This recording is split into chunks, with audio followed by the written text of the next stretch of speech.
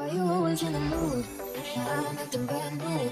I ain't trying to tell you what to do, but try to play it cool. Baby,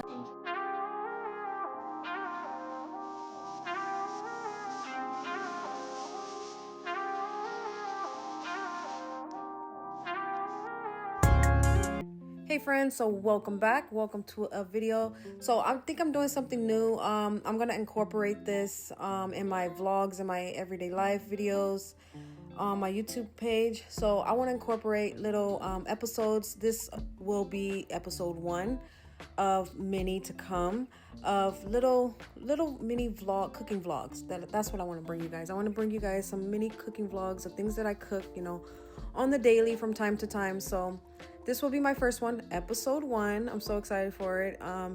So for this one, I want to make for you guys these breakfast burritos. So I love breakfast burritos. They're so easy to make. They're quick.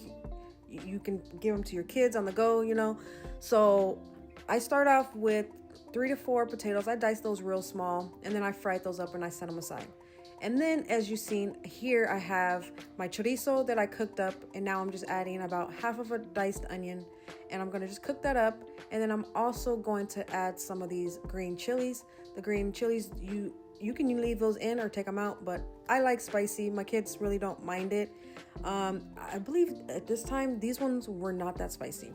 Yeah, they weren't that spicy. And then I just drained I drained the extra grease off with the paper towels you've seen, and then I add my potatoes back, and then I'm going to add my eggs, and then you just mix that up until your eggs are nice and cooked, incorporated into this. And then after that, we're just going to get our tortillas, and we're going to warm them up. Let me know if you guys like breakfast burritos, because I know I'm hooked on these things, especially where we usually get them. We get them from this little local place down where my kids go to school at. And they are so good. We usually get the same as I'm making here, the chorizo, egg, potato, all the little fixings inside of it. And I was like, hey, you know what? When I don't have the time, or I'm not down in that area, or I forget to grab one or something, I'm like, you know what? I want to be able to make it here at the house. So I was like, I put everything that they do in their burrito. It might not taste the same, but it's okay. It's the whole concept of it. So I just grated some cheese, any cheese you like. I just had some Colby Jack cheese, and then I warm my tortillas up, and then I add the chorizo mixture and some tomatoes. That's optional. Avocado's optional. And I also like to add some cheese. And yes, my favorite, the habanero hot sauce, is so good. It gives it some flavor. I didn't mention here, but you can add sour cream, whatever you want. It's your burrito. You make it to your liking. So I just roll that up, and then I like to just toast it a little bit just to close the back of it. That way it seals nicely. That's optional as well. You don't really have to necessarily do that, but I like to do that from time to time. And then I'm just busting these out. I'm making quite a few of them for my family, and I just roll them up, and then I like to just serve them like that, or I like to just put them in the refrigerator for the next morning. That way for school, or if we're out going for a rush, just pop them in the microwave, heat them up for about a minute or so, and you have your breakfast burritos to go.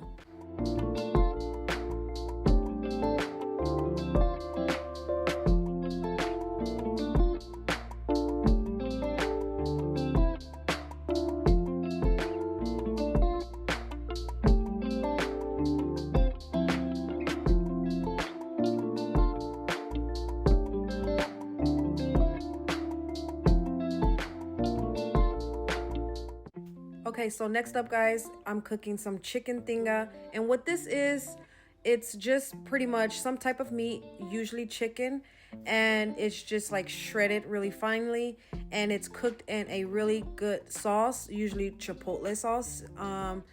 It's not as spicy as you would think, because chipotle is usually spicy, but it's really not that spicy, combined with the tomatoes that, mellows it out, I believe. So I'm just cooking a couple of tomatoes, an onion, and some garlic cloves, and a couple of chilies. And I just like to toast those until they're nice and charred.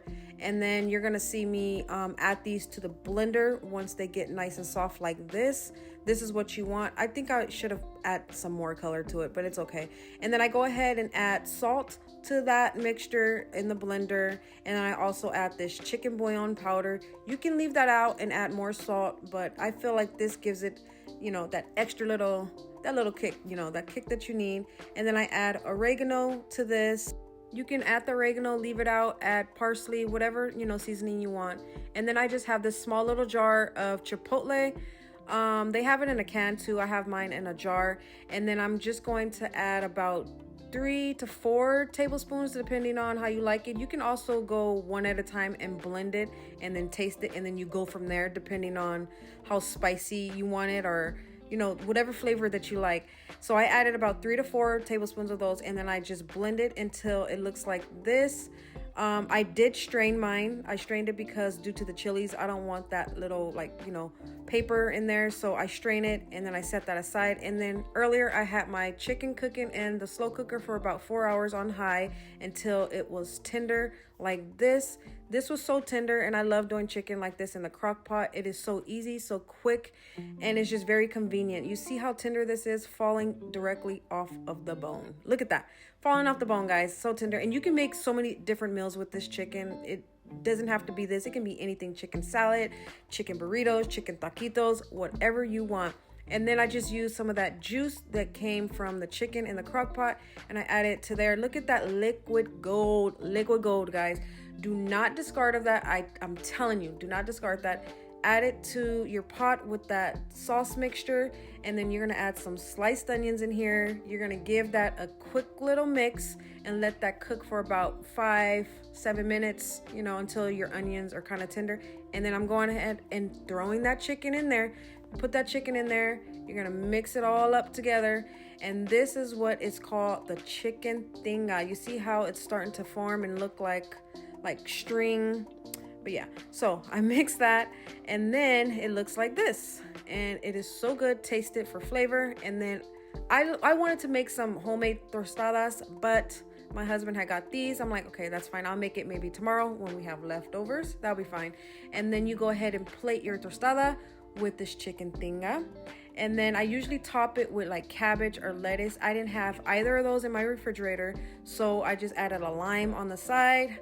I added a couple of pieces of avocado.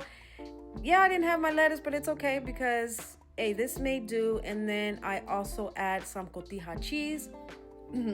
Excuse me. You can add shredded cheese. I don't think they really do shredded cheese on this. I'm not sure. I have to get back to you on that one. But yeah, I added this cheese, and then I forgot to add the sour cream. Here it comes right here. I'm adding the sour cream, guys. Do not forget the sour cream. This just elevates this dish, and it's so much better with it if you like the sour cream. If not, you can leave it out. But I hope you guys enjoy, and I'll see you guys on the next one. Bye. I ain't trying to tell you what to do, but